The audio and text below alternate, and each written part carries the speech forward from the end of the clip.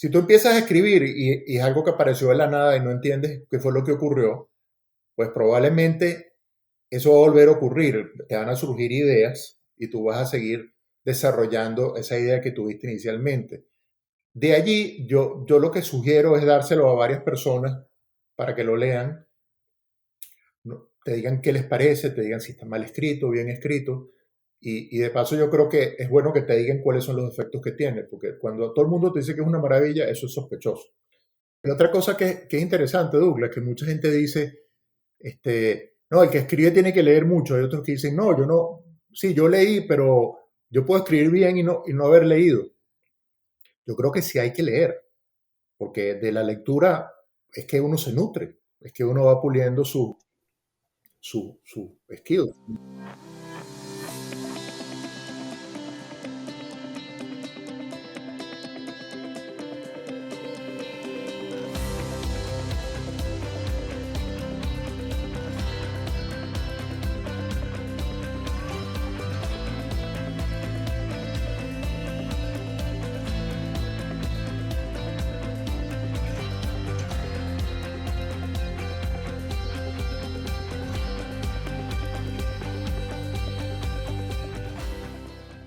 Leopoldo Frank de Terol, ciudad de Carolina del Norte, bienvenido a Migrantes Exitosos. Gracias, Douglas. Un placer, como siempre, estar en tu casa. No, de verdad que has sido tú una de esas personas que he encontrado a través de la comunidad de lo que ha crecido en Migrantes Exitosos.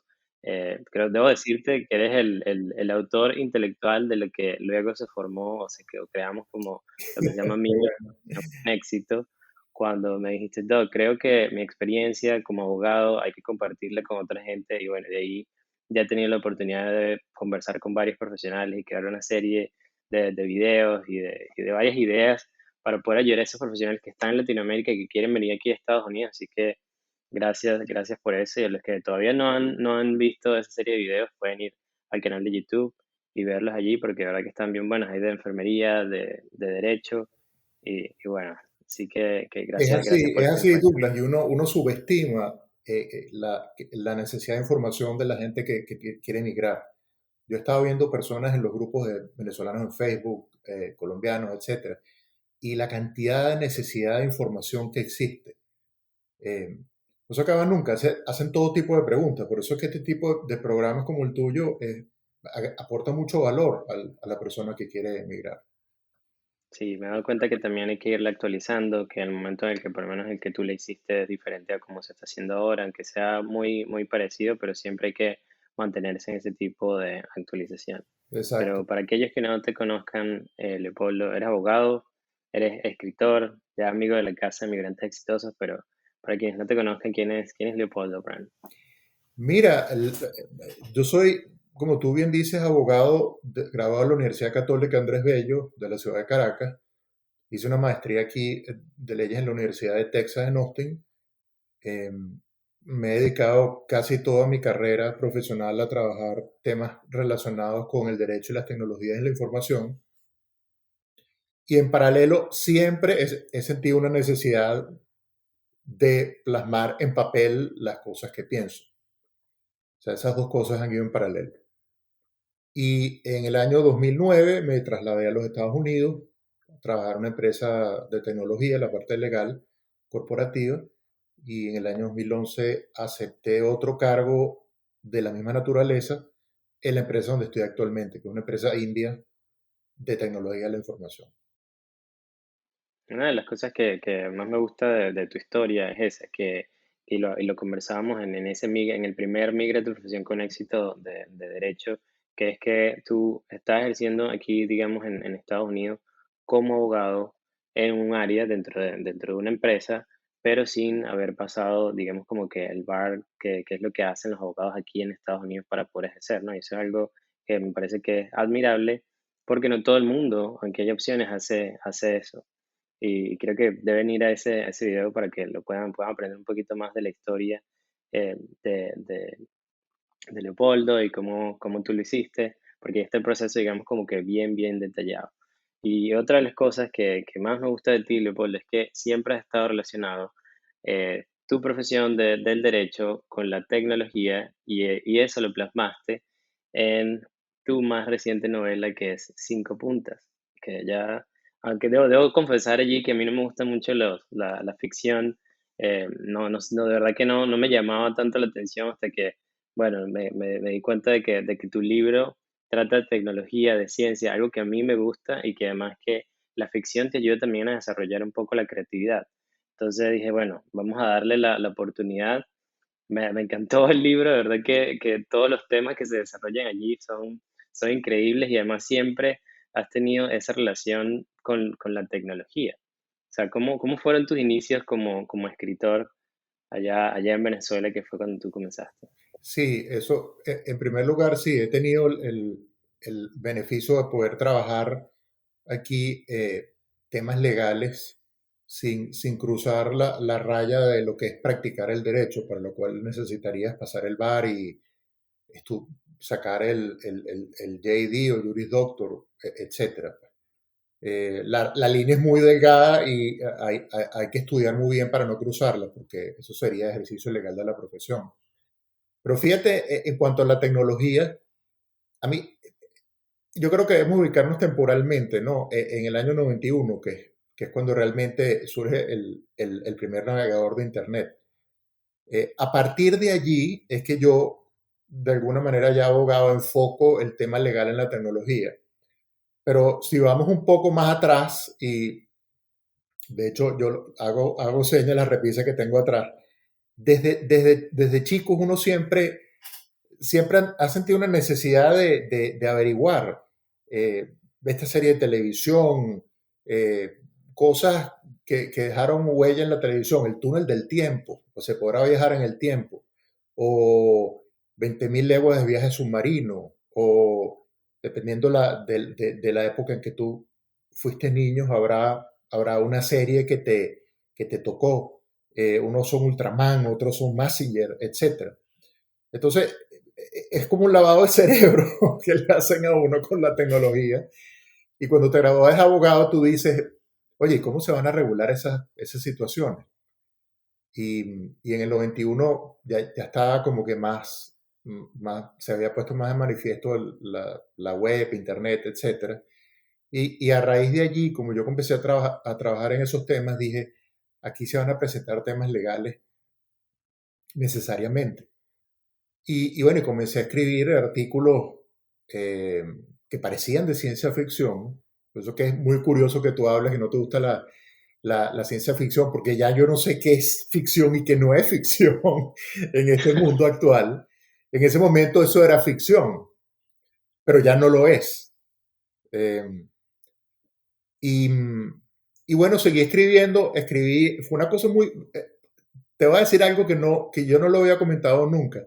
Cuando yo mandé mi primer artículo de opinión para el Universal, el editor de las columnas dijo, mira, pero es que esto no es de opinión, porque como que no calaba mucho como artículo de opinión, porque había una sección de tecnología en el periódico. Pero como tenía más mi opinión sobre el tema, pues se quedó en opinión y así afortunadamente tuve la dicha de escribir en el Universal por bastantes años, casi 7 años, y escribir en otras revistas, pues. Y, y con esto lo que te quiero decir es que el tema de la escritura siempre estaba manifiesto en mi vida, eh, para plasmar las ideas que tengo. Y otra cosa que yo creo que es uno de los valores agregados más grandes de la escritura, que es que te obliga a organizarte mentalmente. Es decir, te enseña cosas como cómo programar el tiempo, cómo escribir, dónde escribir, eh, cómo balancear el tiempo de escribir con tus otras necesidades de vida, etcétera. Entonces, lo que ha aportado son puras cosas positivas, pues. Ok, ¿cómo ha sido, o sea, tu proceso comenzaste, bueno, lo mencionabas hace muchísimo tiempo, hace más de 20, 30 años, y siempre has estado relacionado a la tecnología también, inclusive en el trabajo que estás haciendo ahorita. Pero, ¿cómo llegaste tú, o cómo defines tú, ya que mencionabas eso del tiempo y de lo que te ha ayudado, qué recomendaciones le darías tú a un escritor que está comenzando ahorita para hacer eso, o sea, para comenzar justo esas cosas? Mira, la primera es una muy simple. Empieza a escribir ya, aunque sea una página, un párrafo, una servilleta, un pensamiento, una idea, por absurda que te parezca, y sálvala apropiadamente, porque no la vas a volver a tener la idea. Entonces es mejor que la guardes bien en un disco duro o en la nube o en un pendrive o en el teléfono, lo que sea. Y hay que ir desarrollando esa capacidad que uno tiene. Si tú empiezas a escribir y es algo que apareció de la nada y no entiendes qué fue lo que ocurrió, pues probablemente eso va a volver a ocurrir. Te van a surgir ideas y tú vas a seguir desarrollando esa idea que tuviste inicialmente. Eh, Algunas personas sencillamente tienen una idea y, por ejemplo, los que escriben poesía escriben un poema y no escriben más nada. Eh, las personas que realizan trabajo de investigación en el libre ejercicio de profesiones como la medicina o el derecho, utilizan la escritura para vaciar sus conocimientos, pero también para apalancar su profesión. O más recientemente, los coaches que dan una charla, entonces sacan un manual y quieren publicarlo para que la gente lo vea. Es decir, yo lo que hice fue seguir el proceso natural de comenzar a escribir en algún momento y seguirlo cultivando. Y eso fue evolucionando. En algún momento fueron cuentos, artículos de periódico, después fueron artículos de opinión en revistas, después saltaron a lo que fue el libro de los términos y condiciones de la página web y a partir de allí sí como que tomó forma la necesidad de escribir. Una vez que escribes algo, un libro, entonces, ¿qué es lo que viene después? Eso es muy, muy gratificante.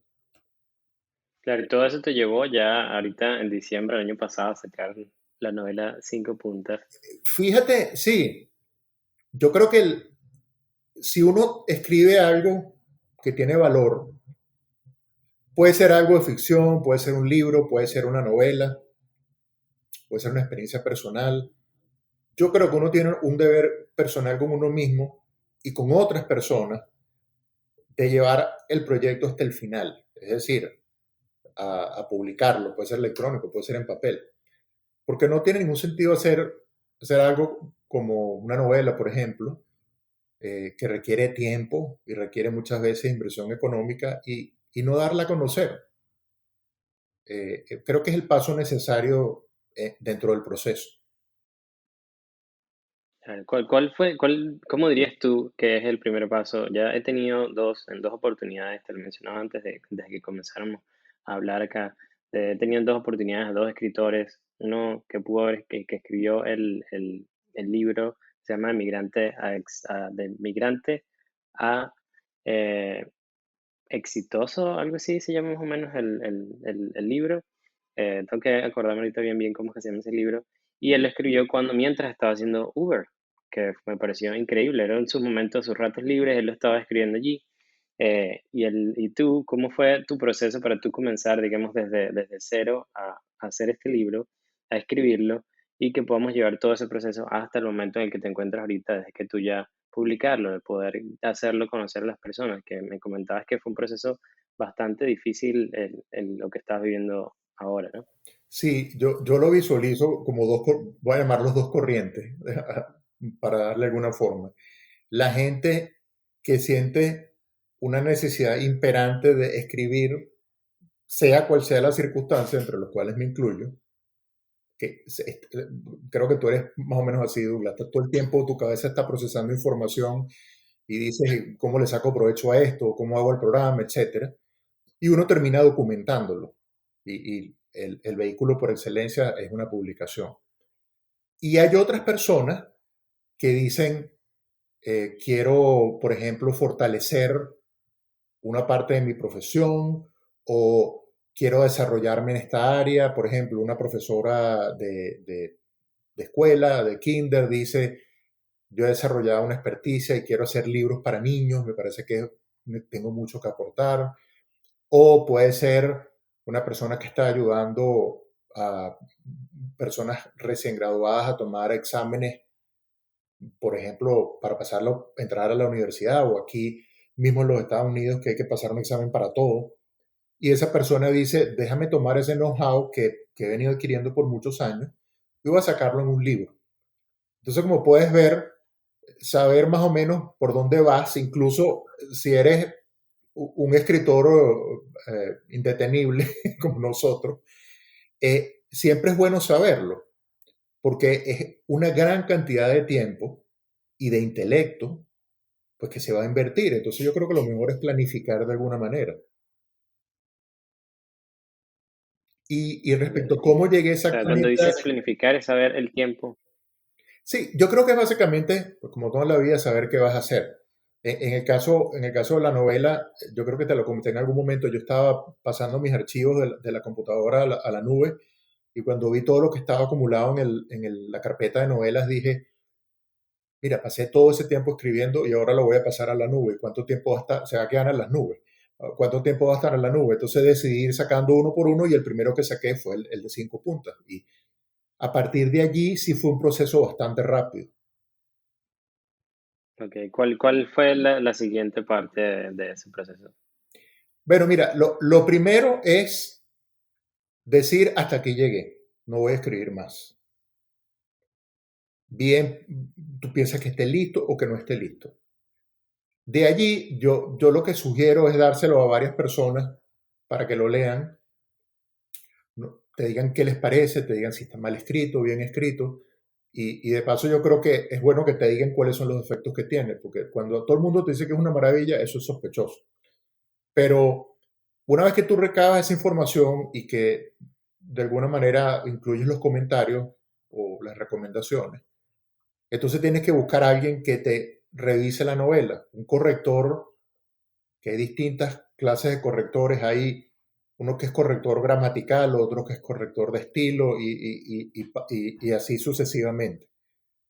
Porque la novela puede estar gramaticalmente perfecta, pero los capítulos no cuadran, por ejemplo, o no se cierran las relaciones entre los personajes. Entonces hay personas que se especializan en cada una de esas tareas. Esas mismas empresas, y es el caso, prestan servicios editoriales de forma integral. Entonces la empresa tiene un corrector, tiene un diagramador, que es el siguiente paso. Una vez que tienes el archivo de Word que la correctora te dice, mira, ya está listo, te lo manda y tú lo leíste y te sí, me parece que está bien. Entonces ese archivo de Word se lo dan a un diagramador, generalmente un diseñador gráfico, pero hay diagramadores de profesión.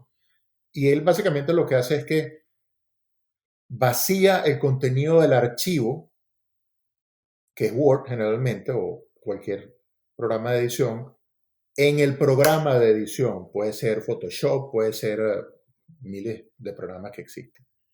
Y él crea la mancha de la obra. Porque acuérdate que en ciertos programas ya no son como en Word. O sea, una vez que tú vacías la información, después lo que se mueve es la mancha. Me explico, déjame mover esta letra aquí donde va, etcétera. Y esa persona, después que traslada el contenido que tú escribiste y que fue corregido al programa de diagramación, entonces te manda un machote de lo que sería la novela. Generalmente te manda algo ya diagramado que dice el nombre de la novela, copyright, etc.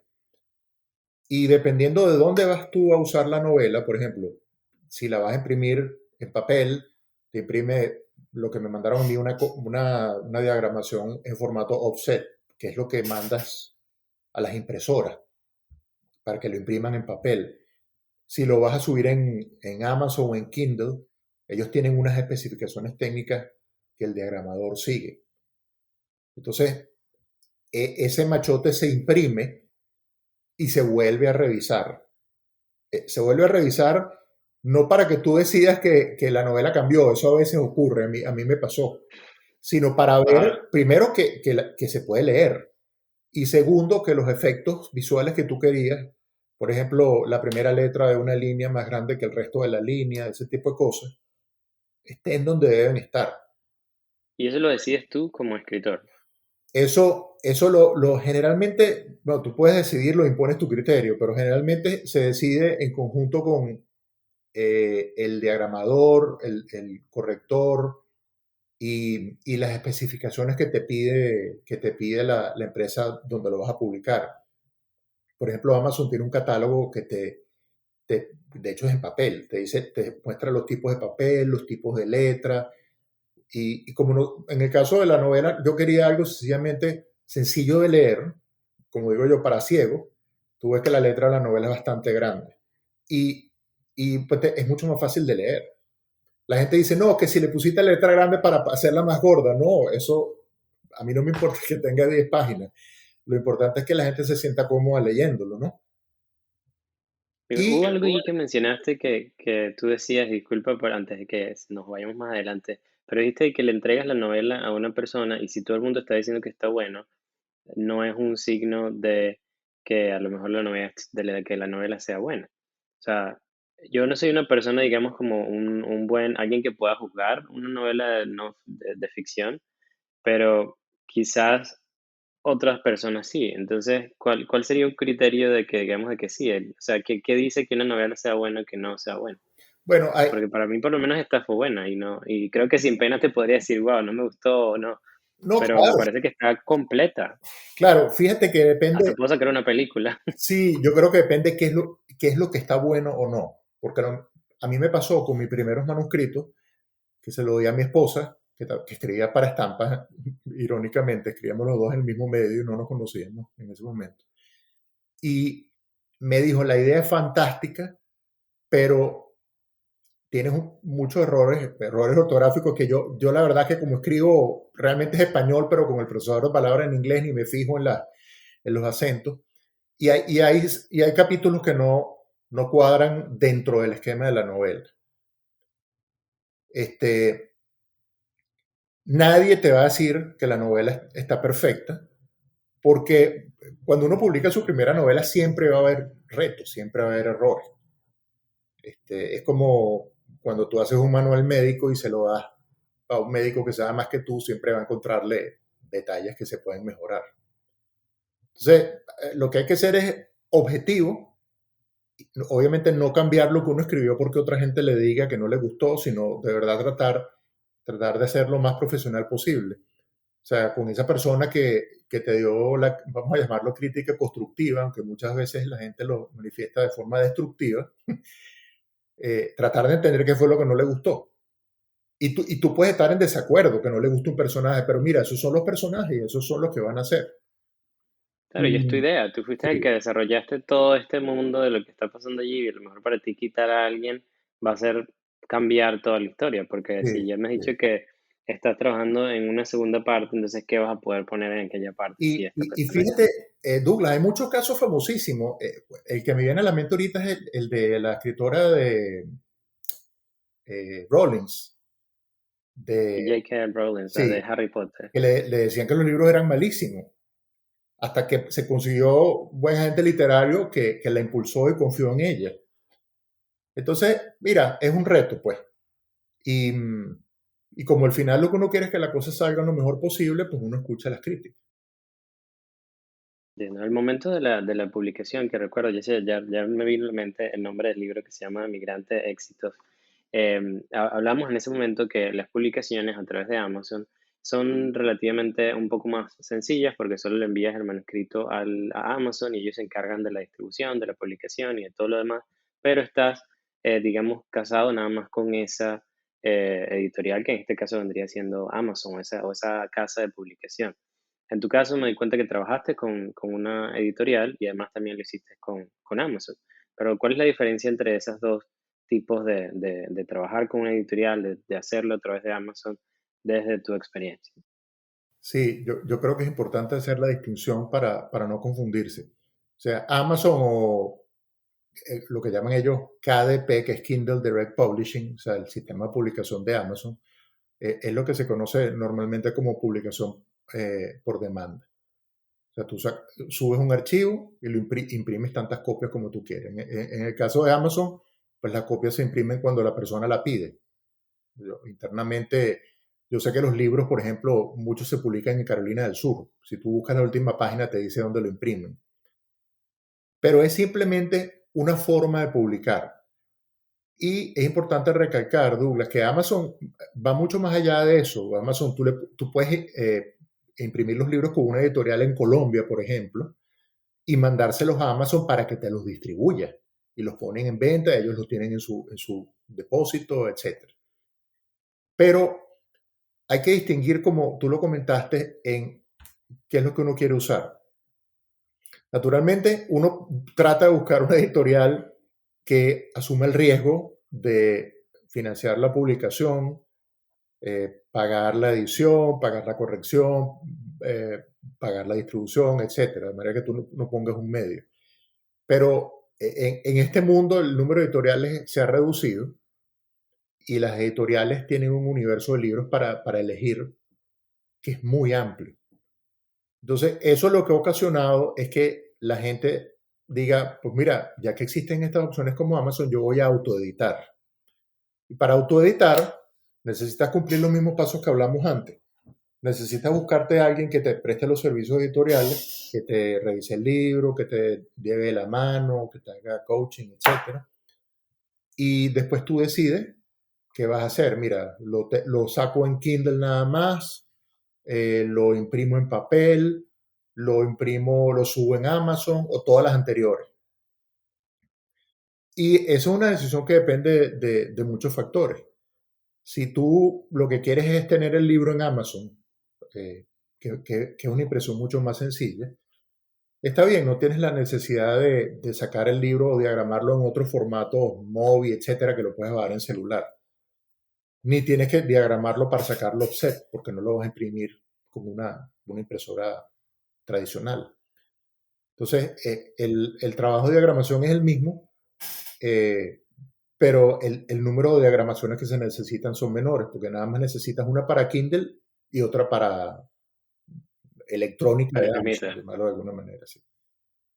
Ok, ok. Y luego, una vez que pasas todo este proceso, entonces ya vienes al proceso que ya tienes la novela, la tienes en tus manos, ya es el momento de tu poder comercializarla. Que allí me comentabas que es donde es un poco difícil algunas veces si no trabajas con cosas como Amazon o también quieres llevarla, tú que eres venezolano, a un país como Venezuela, que no existe Amazon, es difícil también llevar a poder llevar la novela o el libro hacia ese tipo de países. Entonces, ¿cómo ha sido tu experiencia ya comercializando Cinco Puntas la novela? Para mí fue súper fácil. Yo solo fui a Amazon.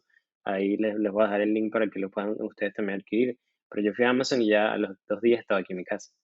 Sí, yo te voy a hacer un comentario más integral respecto a comercialización. Lo que ocurre cuando uno tiene su libro es que de alguna manera, no sé por qué, uno se hace un autolavado de cerebro donde piensa que todo el mundo sabe quién es uno.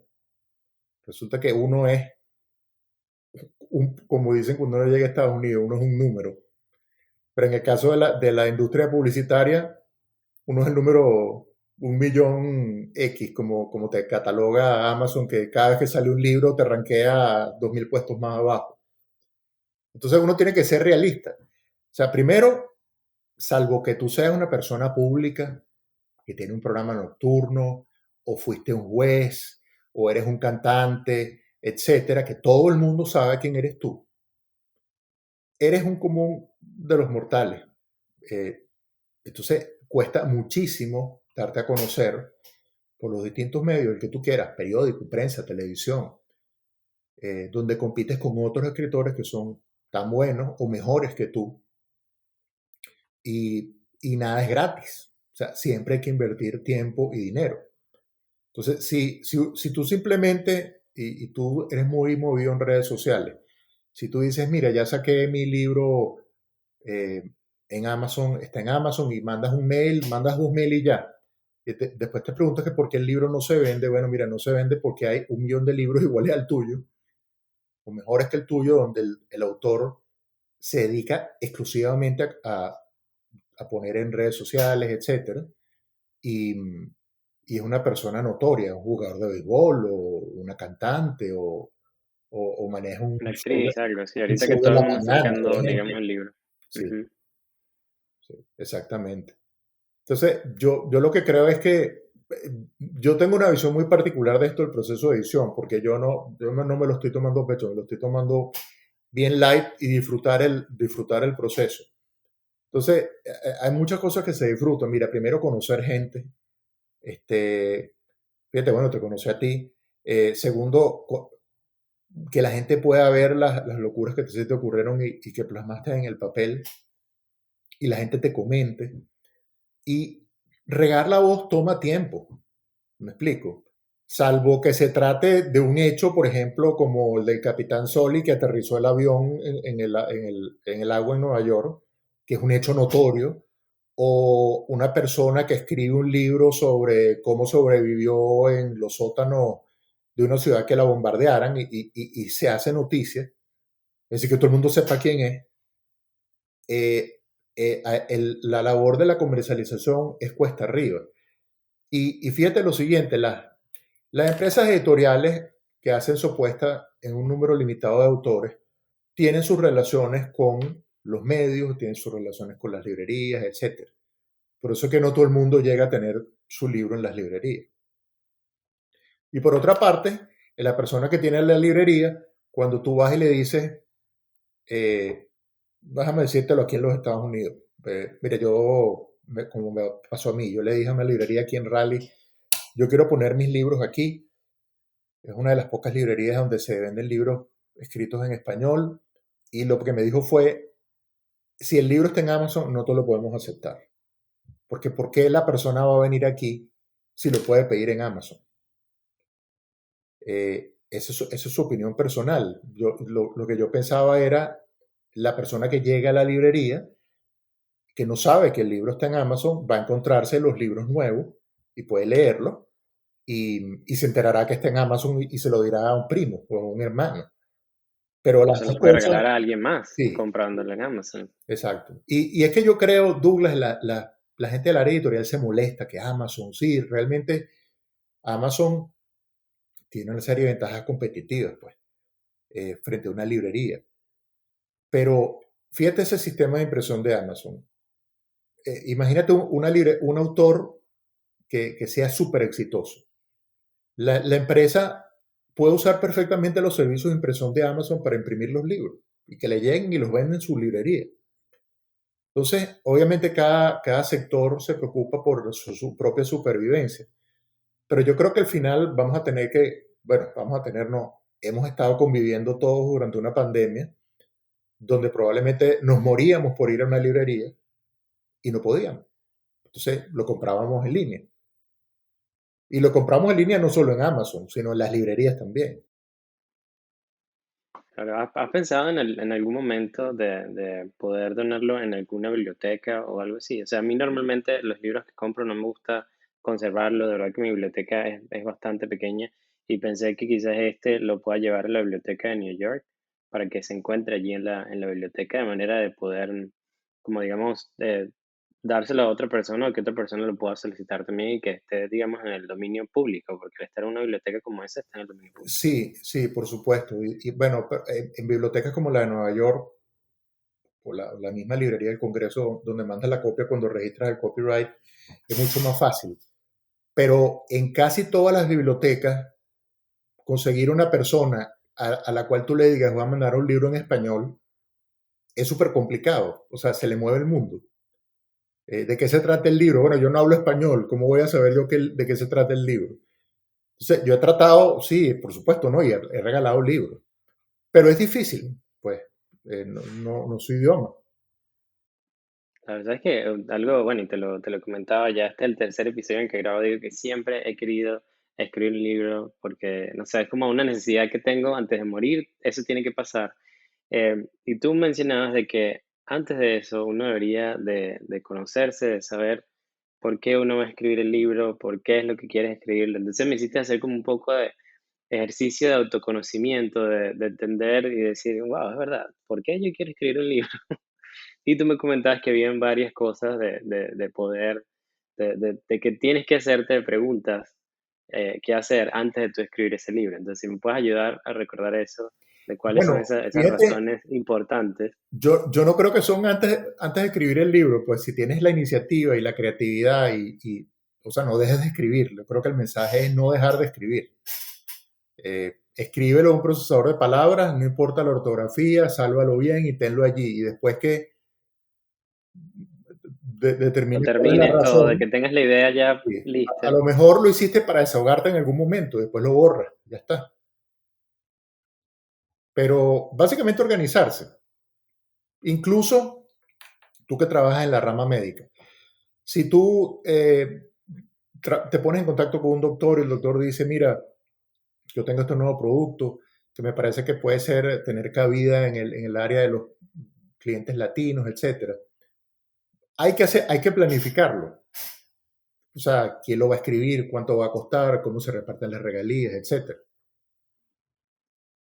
Claro, no, pero recuerdo que me mencionabas algo como de que tienes que saber cuando tengas el libro, porque tú publicaste esta novela de 5 puntas por una razón específica. Y en ese momento me decías, bueno, tú tienes que, si tú quieres escribir un libro, tienes que saber si lo vas a hacer para, como para tú reconocer, para saber que las personas entiendan de que tú quieres, de que tú sabes en un área específica, de que tienes alguna experticia, o de que si vas a venderlo a instituciones, o sea, como saber qué tipo de, cuál es el fin que quieres hacer con el libro. Ese era lo que Eso es tú me correcto. comentabas en ese momento. Eso es correcto. Entonces, Porque es que, ¿cómo llegaste tú a decir, o si, o tratando de contestar mi pregunta, es de, ok, digamos, 5 puntas salió de tus manos y tú decidiste escribirla por esta razón en específica? en el caso particular de 5 puntas, no había otra forma de llamarla, sino de calificarla, sino como novela de ficción. ¿Ven? No va a decir ficción, porque ya no sé qué es ficción y qué no es ficción. Entonces depende de lo que tú vayas a hacer. Si tú lo que tienes, o sea, yo por ejemplo tengo muchos cuentos de extensión media que no sé qué hacer con ellos. O sea, los tengo allí, los reviso, los cambio, etcétera. Pero no sé si los quiero publicar. No he seguido escribiendo el área legal porque no tengo tiempo. eh, pero sí, o sea, tampoco volverse loco de que, mira, no he decidido para qué lo voy a usar y por lo tanto no voy a escribir. Sencillamente, cuando lo tengas listo, pues ahí decides. Hay que esperar, solo creo que entonces el resumen sería, o la conclusión sería de que escribe, escribe, escribe, y una vez que tengas todo eso listo, ahí ya puedes mandar a editarlo y ya luego decides para qué Y, te va a servir. y te lo voy a poner, te voy a dar una visión pesetera, una visión económica del asunto. Tú puedes tener toda la inspiración del mundo, pero no estás seguro qué vas a hacer con el libro. Entonces llegas, contratas a un corrector que te cobra $700 por corregirte el libro. Te lo diagrama, lo subes en Amazon, después, además tuviste que pagar a la persona que te hizo la carátula. Ya por ahí te doy una suma, una cantidad sumera, van $800. Y hasta ahora no sabes qué vas a hacer con el libro. Después lo subes en Amazon, y cuando lo subes en Amazon y mandas tus correos de mercadeo, etcétera, te das cuenta que vendiste 2 libros. Y ya gastaste 800 y vendiste 2 libros en $15 cada uno, los cuales te pagan el 70% de la regalía. Eso te alcanza para tomarte un café. Entonces, a menos que, pues que haya sido la apuesta de una gran editorial. Que si el libro es malo, puedes estar respaldado por una gran editorial, con una gran campaña de mercadeo, y el libro se venderá un poquito al principio, pero después la gente no lo compra, porque hay muchos libros buenos. O sea Entonces, que eso puede pasar, puedes estar en ese en el que vendas muchos libros al principio y ya luego no se venda nada y sí. todo queda. Mira, yo veo el tema de la novela como una especie de hijo. Que me perdonen las mujeres porque el esfuerzo de dar a luz no se compara con el esfuerzo de escribir un libro, ¿no? Pero una vez que lo tienes, tienes que ocuparte de él. Tienes que mercadearlo, tienes que decirle a la gente, eh, tienes que invertir un poquito más, etcétera. No lo puedes dejar ahí desvalido. Pues te dicen mal padre o te dicen que eres un autor pirata, etcétera.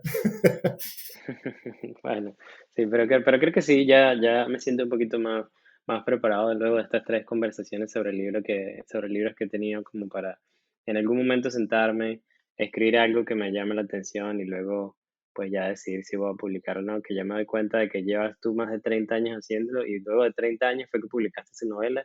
Así que bueno, yo llevo apenas menos de 6 meses haciéndolo, así que Y tengo yo tiempo todavía para poder llegar a eso. te voy a ser honesto, yo creo que hubiera empezado a escribir antes, pero yo una etapa de mi vida profesional fue editor legal. Yo trabajé para una empresa editorial en Colombia que publica libros legales y entonces trabajaba 100% como editor. Entonces como que de alguna manera le agarré como cosita a la labor editorial per se, porque ya cada vez que empezaba a escribir me acordaba de cuando tenía que revisar los libros y los libros legales son libros de 2000 páginas. O sea, llega un momento que uno dice, no, no quiero saber más nada de corrección. ¿No? Y también trabajamos en un periódico jurídico que todavía existe, que se llama Ámbito Jurídico, que publica la empresa Legis.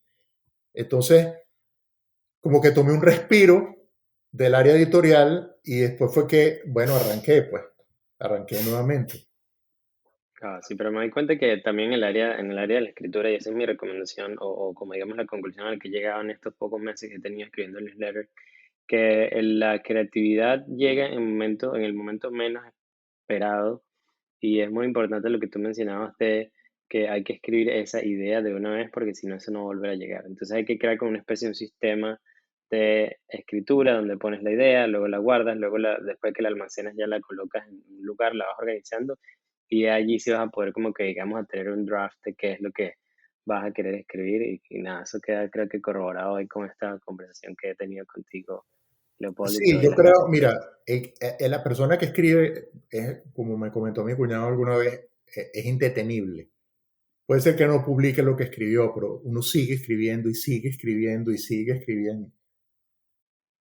Sí, así no sea, y así sea una idea o si sea un journal y poner tus ideas en papel, eso te va a cambiar muchísimo porque vas a poder drenar todo lo que sientes y solo lo vas a dejar allí. Sí, y mira, Pero bueno, y Leopoldo, otra cosa que es interesante, Douglas, que mucha gente dice, no, el que escribe tiene que leer mucho. Hay otros que dicen, no, yo no, sí, yo leí, pero yo puedo escribir bien y no haber leído. Yo creo que sí hay que leer, porque de la lectura es que uno se nutre, es que uno va puliendo sí. su O skills. sea, te voy a decir algo y de verdad que yo leyendo, porque siempre estoy acostumbrado a leer cosas como que me enseñan algo, digamos, más bien de tu novela, he aprendido primero a la coherencia que tienes durante todos estos años de trabajar como abogado, de estar relacionado a la tecnología, de cuando escribiste sobre las pequeñas letras que tienen las páginas web. Y ahora estoy viendo este aquí científico con lo que pasa con el doctor, con lo que pasa con la historia que se va desarrollando allí de hijo. O sea, es algo que tiene coherencia en ti como persona y en ti como escritor. Y ahora poder hablar contigo sobre eso es como wow, o sea, lo veo como una forma de admiración porque quiere decir que todo está conectado y eso habla mucho sobre ti como escritor. ¿Sabes? O sea, Sí, todo un camino que has recorrido y es mucha experiencia mira, que has colocado por lo menos en la novela. ese comentario tuyo es sumamente válido. O sea, yo me acuerdo, yo no sé si era un programa que había en televisión en Venezuela que se llamaba Atrévete a soñar. Uno no puede dejar de soñar. Y soñar y llevar a cabo los sueños. Y ya me acordé, yo tuve una entrevista con una periodista que se llama Inés Aguirre la semana pasada. Y ella una de las cosas que más le llamó la atención fue el escrito de George Lucas, que está al comienzo de la novela. eh, que básicamente dice, no puedes lograr algo si no te lo has imaginado, o algo así. Y es así, tienes que de verdad soñar y programarte cómo vas a lograr esos sueños. Esa es la Y única forma de sí, conseguir. y así sea en el caso de la escritura, como le decía yo a Inés, mira, para mí, con tener mis libros, que los tengo aquí, los libros que mis nietos vengan y los lean y digan, ¿y tú escribiste todo eso? Para mí eso es suficiente. Si no se vendió, bueno, ¿qué importa que no se vendió? Que la gente lo disfrutó un poquito, eso es suficiente. Muy bien, con eso te lleno. Y creo que con eso puedo hacer ya la siguiente pregunta, Exacto. Leopoldo. Y es que quisiera saber cuál es tu definición de éxito en este momento y en esta etapa de tu vida en la que te encuentras. Wow, eso es una pregunta muy compleja, Douglas. Mira, mi definición de éxito es de alguna manera estar satisfecho contigo mismo, estar en calma contigo mismo y todas esas energías que gastabas dándole vuelta a las ideas, enfocarlas a cosas útiles, enfocarlas con tu familia, enfocarlas con tu esposa, eh, dedicarse a la gente, dedicarse a obras de caridad, dedicarse a ver qué está pasando en Venezuela, eh, usar el tiempo de una forma útil. Yo creo, en el fondo, serían dos cosas. Bueno, estar sano está de más que te lo diga, porque después de la pandemia, Sí, pues yo creo que eh, salir, salir de la pandemia, ese fue el non plus ultra del éxito. Pero mira, básicamente estar tranquilo contigo mismo y seguir luchando para alcanzar la excelencia en tu vida, la excelencia en tu profesión, la excelencia como ser humano. y que te sientas bien por dentro, por fuera, y que lo demuestres con esa coherencia como lo hiciste Y, tú y es que a través mira, de la novela. si algo se ha probado con todo esto del virus, es que la vida es muy corta. O sea, había gente que estaba sana, entró en una clínica con un problema respiratorio y al día siguiente había fallecido. Entonces, o sea, no perder el tiempo. Yo creo que ese es el mensaje.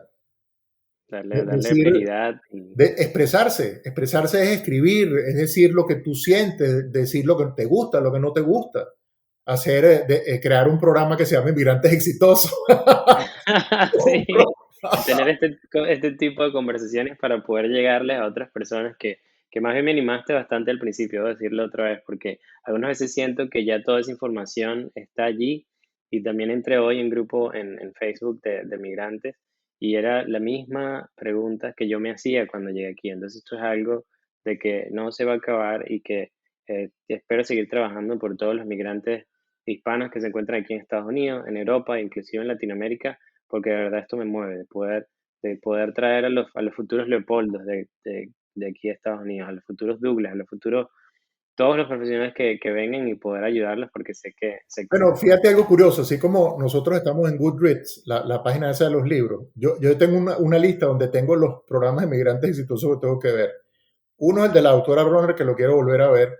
Otro es el de las criptomonedas, de lo cual me siento un ignorante completamente. Lo tengo ahí apartado, creo que fue el último que hiciste o el antepenúltimo que Sí, hiciste. fue el anterior, sí. Entonces, mira, se vuelve una referencia necesaria, porque Sí, es como la familia, ¿no? sí, ya pronto voy a traer también a Randy Brito, que él es el creador de Bitcoin Venezuela, y Ah, vamos a qué hablar bueno. también acerca de criptomonedas, y ese va a ser un complemento de ese otro episodio que grabé. Así que los invito después para que, si no se han suscrito acá al canal de YouTube o donde están escuchando el podcast en este momento, no olviden suscribirse, vayan y compren la novela de 5 puntos, que de verdad, lo digo con propiedad, Leopoldo, no lo digo porque estamos aquí Gracias, grabando esto, valga la de que cuña, está Douglas. bastante buena, Y, y lo pueden adquirir en y Amazon. reitero lo mismo que digo siempre, de nada vale escribir algo si no se lee. Si alguno de tus eh, seguidores o miembros no tiene con qué comprarla, sobre todo ahorita que viene el Día del Padre, lo dije para el Día de la Madre, solamente le mandé la novela gratis a una persona que no tenía. Lo digo para el Día del Padre también, que es pronto, ahorita en junio. Si alguien no tiene posibilidad económica, que me diga y con el mayor gusto se la mandamos. Bueno, ahí está, ya saben, que apoyemos a Leopoldo y si no, ya saben que también lo pueden conseguir aquí. Este fue Leopoldo Branger Terol para Migrantes Exitosos. Gracias, Leopoldo. Gracias, Douglas. Un gran placer estar siempre en tu espacio.